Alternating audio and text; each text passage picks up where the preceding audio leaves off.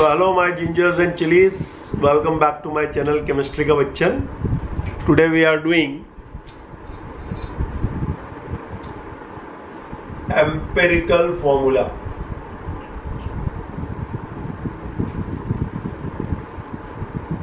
That is a part of 10th class as well as 11th class.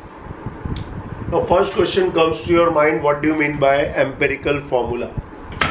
First we have to know what do you mean by molecular formula. So first we have to know is molecular formula. What is molecular formula? Number of atoms present in a given compound in a very simple manner, I can say. For example, molecular formula of glucose is C6H12O6.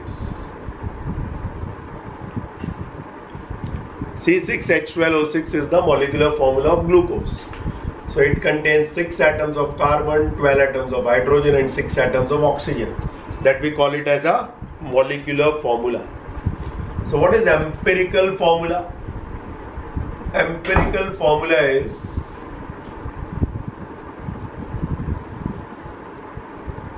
simplest form of molecular formula. Now what do you mean by simplest form? Let's see some molecular formula and then we will write down its empirical formula if it is possible. Let's take the first example, glucose only. ठीक है, यहाँ पे पहले लिखते हैं glucose C6H12O6 is called glucose. Now what is the empirical formula? Simplest form. All three of them are going in the table of 6. So the empirical formula or the simplest form can be written up as CH2O. Let's take the another example. We take benzene. What is the formula of benzene? C6H6. क्या हो गया ये? CH is the empirical formula. If someone is going to ask you the molecular formula दिया आपको, for example, sucrose C12H22O11. That is called your sucrose or cane sugar. If you find the numbers are not going to be divided by the same number in it, so its empirical formula will remain same. जैसा है वैसे ही रहेगा, कोई difference नहीं आने वाला है. Let's take acetic acid.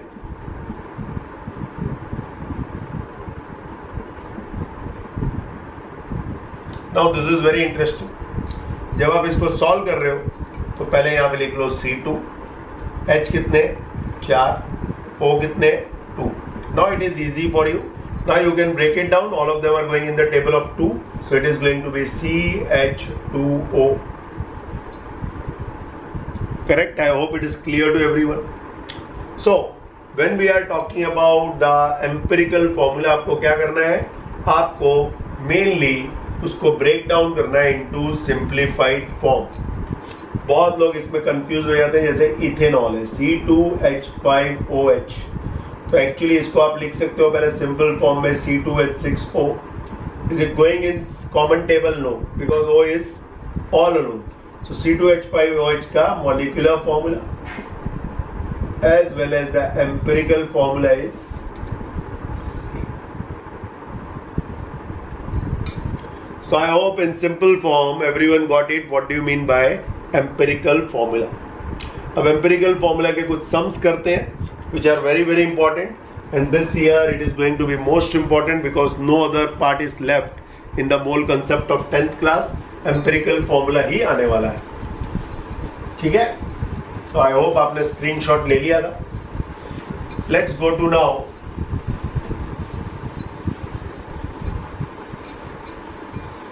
some numericals. तो न्यूमेरिकल लिखते हैं पहले. पहला न्यूमेरिकल है आपका determine the. So numerical number 1, determine the empirical formula of a compound,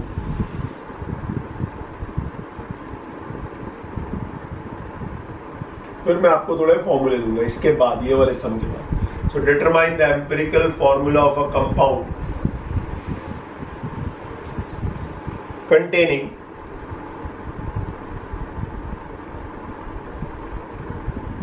(47.9% potassium,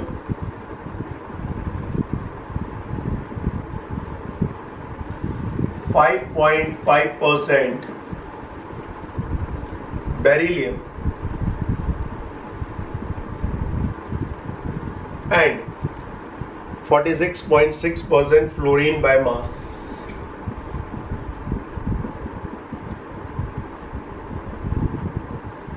So this is given to you. Bracket में आपको मास दिए हुए हैं, या एटॉमिक वेट बोल दीजिए। इसका एटॉमिक वेट किसका किसका दिया है? Of fluorine is given 19, of potassium is given 39 and third beryllium is given 9। Okay, चलो ये आपका ICSE 2006 का एक न्यूमेरिकल, बहुत पुराना है, 14 इयर्स बैक करते। अब इसको आप जब सॉल्व कर रहे हो, पहली ट्रिक समझ लो। सबसे पहले आपको कोडवर्ड याद रखना है, ई पारस है। पारस मैंने सुना हुआ है, ई पारस। क्या फायदा है देखते हैं। ई फॉर एलिमेंट, जितने भी एलिमेंट्स है पहले लिख लो कौन कौन से एलिमेंट्स है। सबसे पहले आपका पोटेशियम, सिंबल ही लिखेंगे। दूसरे नंबर पे कौन है? बेरिलियम लिखा हुआ है। और तीसरे नंबर पे कौन है? फ्लोरीन। चलो 3 नाम लिख लिया हमने। एलिमेंट्स के बाद P stands for percentage composition. What is that stand for? Percentage composition दिया हुआ है वो भी। How much it is? 47.9%. Second one is 5.5% and third one is 46.6%. For your convenience, तीनों को काउंट कर लेने का। 99.9 के आजू बाजू है, that means no element is missing. 47, 52, 58, 98, 99 point something. Okay, fine, no problem. So E भी हो गया, P भी हो गया। उसके बाद आता है A stands for atomic weight. Atomic weight आपको दिए हुए हैं ब्रैकेट में। क्या दिया हुआ है? Potassium is 39, okay. Beryllium is how much? Beryllium is 9 and fluorine is how much? 90। चलो ये काम भी हो गया। तो ये RA भी हो गया। Then RA is together, RA stands for relative number of atoms. Relative number of atoms, ठीक है। तो रिलेटिव नंबर ऑफ एटम्स होता है दिस डिवाइडेड बाय दिस। याद रखो, percentage composition divided by atomic weight. Percentage composition divided by atomic weight. Percentage composition divided by atomic weight, ठीक है। पहले को जब आप डिवाइड करोगे तो आएगा 1.2, दूसरे को डिवाइड करोगे तो आएगा 0.6 और इसको आप डिवाइड करोगे that you are going to get 2.4। और वो मैंने आपके लिए कैलकुलेट किया हुआ है, so you don't have to worry, we will not waste time in that. इसके बाद आपका रिलेटिव नंबर ऑफ एटम्स हो गया। What H stands for? Definition सोचो क्या है? Simplest formula. सिंपलेस्ट फॉर्मूला में क्या देखते हैं? इन तीनों में से सबसे छोटा आंसर कौन सा है? That will be taken up as denominator, और जो आंसर आया उसको डिवाइड करोगे सबसे छोटे नंबर से। सो 1.2 divided by 0.62, 0.6 divided by itself 1 and 2.4 divided by 0.6 is 4। अब आपको K मिला 2, बेरिलियम मिला 1 एंड फ्लोरीन मिला 4। So what is the empirical formula? Empirical formula आ गया। Empirical formula is equal to K2BeF4. So this is the way to solve if the question is only going to be based on what? Empirical formula. अब अगर इस question को थोड़ा और घुमाएंगे molecular formula वगैरह फॉर्म में, so we will see, but our trick is we have to follow the E-Paras trick again and again. So I hope the first numerical is clear to everyone. Take the screenshot. So let's start the second numerical, where a compound has carbon 54.55%, hydrogen भी दिया है 9.09% and oxygen is given 36.26%. Vapor density दी है 44. Find empirical formula and molecular formula. ठीक है? तो सबसे पहले आप क्या करोगे? सबसे पहले we all have to know the code word called E-Paras.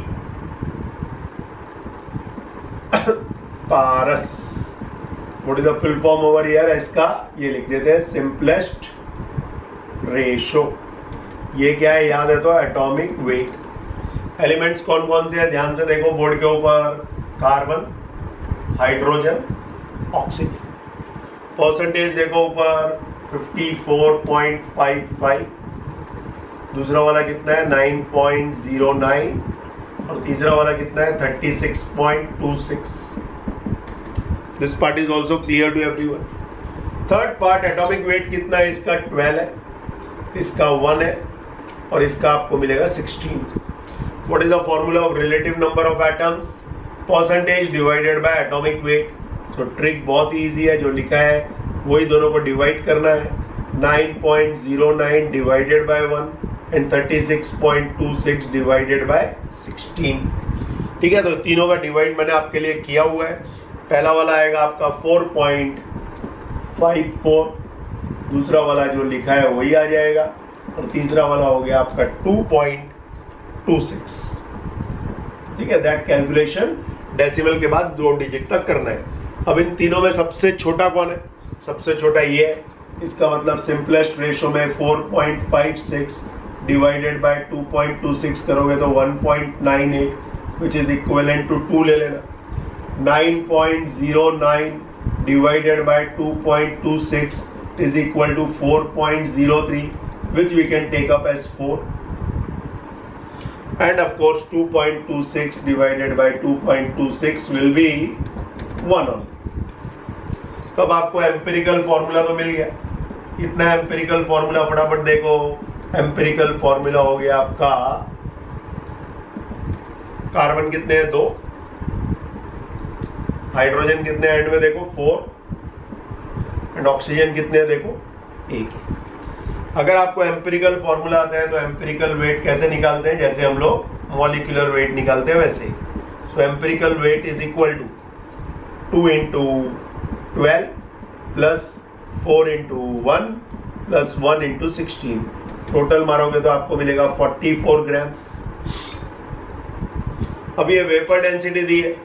सो याद रखो मॉलिक्यूलर वेट का फॉर्मूला क्या होता है? Molecular weight is equal to 2 into vapour density. How much is the vapour density? 44. तो कितना हो गया molecular weight? 88 grams. What is the relationship between molecular weight and empirical weight? Number of atoms is equal to molecular weight divided by empirical weight. मतलब 88 divided by 44 किया तो आपको answer मिला 2. Very important part. याद रखो ये जो empirical wait होता है या तो ये सेम होता है या उसके मल्टीपल्स में होता है, कभी भी उससे ज्यादा नहीं होएगा. ट्रिक याद हो गई? Very important. एंड फाइनली आते हैं what is the molecular formula. Molecular formula क्या है सर? देखो मॉलिक्यूलर फॉर्मूला अगर आपको निकालना है तो आपको याद रहना चाहिए एम्पिरिकल फॉर्मूला जो भी आया मल्टीप्लाई बाय एन. अब देखो एम्पिरिकल फॉर्मूला कहां पे लिखा है? यहां पे लिखा है C2H4O multiply by N. Always N integral value. 1 आएगा, 2 आएगा, 3 आएगा, पॉइंट में कभी नहीं आएगा. आप कोई मिस्टेक कर रहे हो अदरवाइज. तो हमारा एन आया 2, यहाँ 2 लिखा. So answer is C4H8. And that is called your molecular formula. और 10th ICSE में इससे ज्यादा डेप्थ में आता नहीं है, बट एक टफ सम भी करेंगे टू अंडरस्टैंड इट। सो इसका आपका मॉलिक्यूलर फॉर्मूला भी मिल गया, आपको एम्पिरिकल फॉर्मूला भी मिल गया, and that is the way to solve this sums very very very very easily. So I hope ये सबको समझ में आया। लेट्स डू वन मोर सम।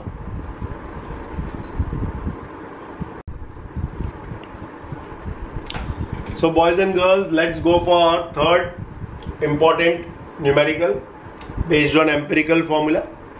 क्या है numerical? ध्यान से सुनो।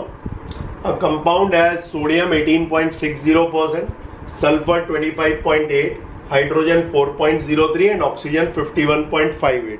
चारों को काउंट करके हर वक्त देख लेने का 100 हो रहा है कि नहीं हो रहा है तो कोई एलिमेंट मिस हो सकता है। ठीक है।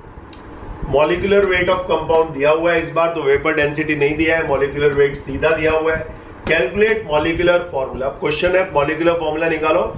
If all hydrogen in compound are in combination with oxygen, मतलब हाइड्रोजन और ऑक्सीजन मिलकर वाटर बना रहे हैं, and that is called WOC, water of crystallisation. 9th में सुना हुआ है what is WOC, water of crystallisation. नहीं मालूम है तो लिख लो, जैसे कि blue vitriol is CuSO4.5H2O, so 5 molecules of water is that water of crystallization। ठीक है, तो ये पार्ट सबको क्लियर हो गया। चलो let's solve the problem. Solution बहुत इजी है। सबसे पहले करोगे ई पारस।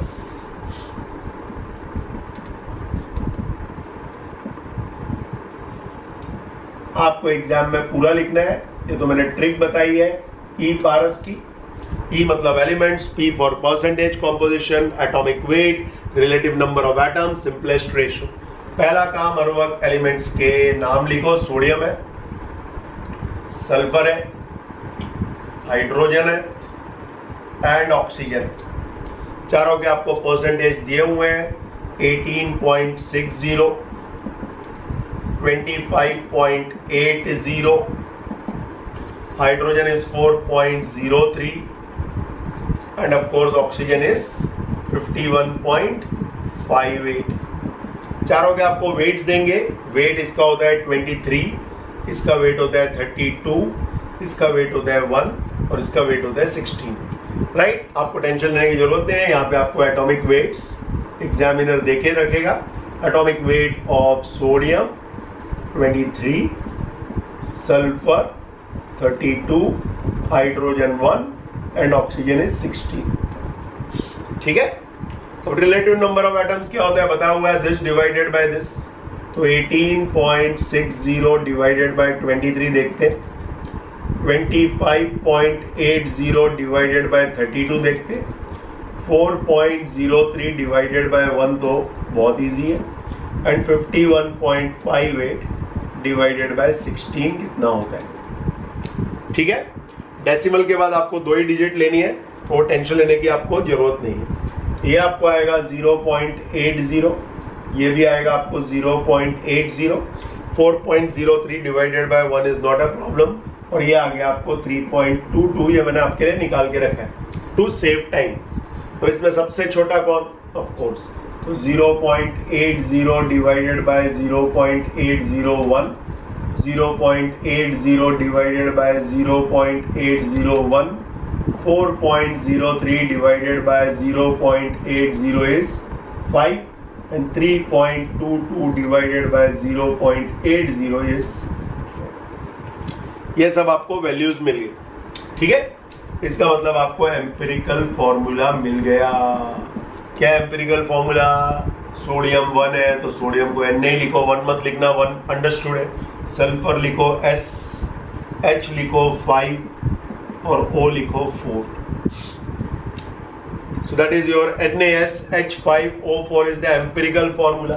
चलो यहीं पे ही उसका एम्पिरिकल वेट भी निकाल लेते हैं। एम्पिरिकल वेट, अब एम्पिरिकल वेट निकालते समय क्या मालूम होना चाहिए भाई, सोडियम का वेट कितना है ऊपर से देख लो, 23 plus 32 plus 5 into 1 5 plus 16 into 4 64। Total मारो, टोटल मारोगे तो इन सब का टोटल आएगा आपका 124। चलो ये भी मिल गया आपको।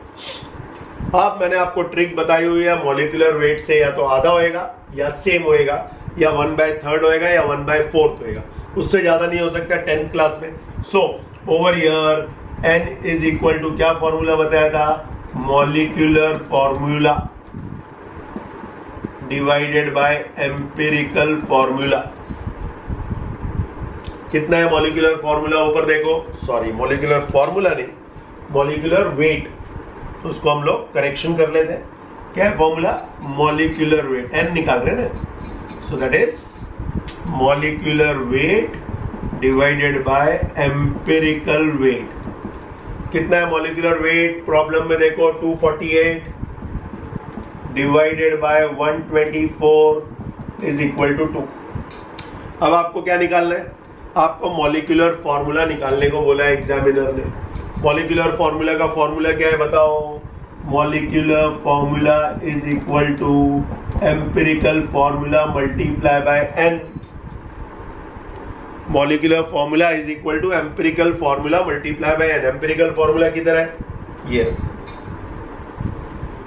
इसको मल्टीप्लाई बाय 2 करो, यहां लिख रहा हूं बिकॉज स्पेस नहीं है नीचे। सो मॉलिक्यूलर फॉर्मूला मिल गया आपको, 2 से मल्टीप्लाई करेंगे Na2 S2 H10 O8। This is your molecular formula. वापस देख लेते हैं, multiply by 2 Na2 S2 H10 O8। But examiner ने बोला है जितने भी ऑक्सीजन और हाइड्रोजन है, if all hydrogen in a compound are in combination with oxygen, right, क्योंकि all hydrogen have to be used up. So 5 into 2 water में 10 चला गया, ऑक्सीजन 5 ही गए, मतलब 3 बच गए। तो क्या हो गया फॉर्मूला, Na2H2O3.5H2O। क्या बोला मैंने formula, Na2H2O3 Na2H2O3.5H2O। So that is the molecular formula of the compound. So I hope सबको empirical formula में मजा आया, and these sums are more than enough to make you very very strong. देखो कभी rarely यहाँ पे आ गया 1.5 1.49, तो 1.5 लेना, then multiply all of them by 2। ऐसा एक सम किया नहीं है, बिकॉज यहाँ पे आपको 10th ICSE में वैसे सम्स आते नहीं है, बट 11th में आ सकते हैं। तो जो लोग 11th के स्टूडेंट्स अगर ये देख रहे हैं, तो अगर 1.5 आ गया या 1.33 आ गया, तो मल्टीप्लाई बाय क्या करोगे 1.33, जिससे आपको होल नंबर मिल जाए। सो 1.33 इंटू 2 इज 2.66, मल्टीप्लाई बाय 3 कर देना था। और 1.5 आए तो आपको क्या करना है, 1.5 को मल्टीप्लाई बाय 2 सबको 2 से मल्टीप्लाई करना है, सो आपका होल नंबर हो जाएगा। So I hope this concept is clear to everyone, right, and the very very easy part now is there in 10th, तो वो आपको करना है। और वेपर डेंसिटी भी आपके पोर्शन में है, that I am going to teach you separately in one of my lecture. Is that clear to everyone? See you in my next lecture.